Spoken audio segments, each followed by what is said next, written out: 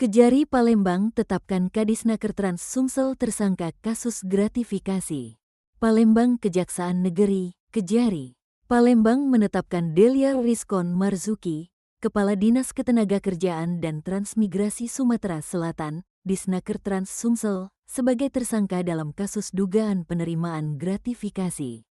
Penetapan ini dilakukan usai operasi tangkap tangan, OTT, terkait pengurusan izin keselamatan dan kesehatan kerja, K3. Seorang staf pribadi berinisial Al juga ditetapkan sebagai tersangka. Kami menetapkan 2 tersangka dalam kasus gratifikasi ini, yaitu Kadisnaker Trans Sumsel berinisial DM dan staf pribadinya Al, berdasarkan hasil pemeriksaan awal, ujar Kepala Kejari Palembang, Hutamrin, dalam konferensi pers di kantor Kejati Sumsel, Sabtu, tanggal 11 Januari tahun 2025. Tim penyidik membawa kedua tersangka ke Kejati Sumsel.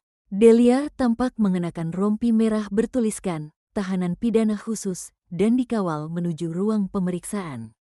Penyidik juga menyita 2 kotak barang bukti. Barang bukti tersebut termasuk uang tunai, amplop-amplop berisi uang, serta beberapa keping logam mulia. Tersangka dikenai pasal 12 huruf B Undang-Undang Nomor 20 Tahun 2001 tentang tindak pidana korupsi dan ditahan selama 20 hari untuk pemeriksaan lebih lanjut, tambah Hutamrin. Deliar diduga memanfaatkan posisinya untuk memaksa perusahaan membayar sejumlah uang demi mendapatkan sertifikat K3. Penyidik menyatakan bahwa perusahaan yang ingin mengurus sertifikat K3 harus bekerja sama dengan pihak yang telah ditentukan oleh Delia. Uang yang diterima kemudian dialirkan ke rekening yang telah disiapkan untuk kepentingan pribadi. Perusahaan dipaksa menyerahkan uang melalui rekening pihak yang memberikan jasa pembuatan sertifikat K3. Kami masih menyelidiki lebih jauh aliran dana serta jumlah perusahaan yang terlibat, kata Hutamrin. Setelah OTT, penyidik melakukan penggeledahan di 3 rumah milik Deliar di Palembang. Di rumah yang dihuni istri muda tersangka, ditemukan uang tunai senilai Rp285.600.000, logam mulia seberat total 125 gram, dan amplop-amplop berisi uang senilai Rp1 juta masing-masing.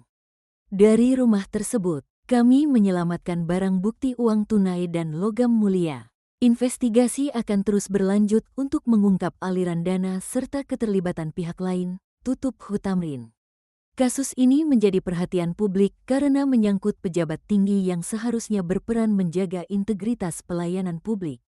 Kejari Palembang berkomitmen memproses kasus ini secara profesional untuk menegakkan hukum dan mencegah penyalahgunaan wewenang di masa depan.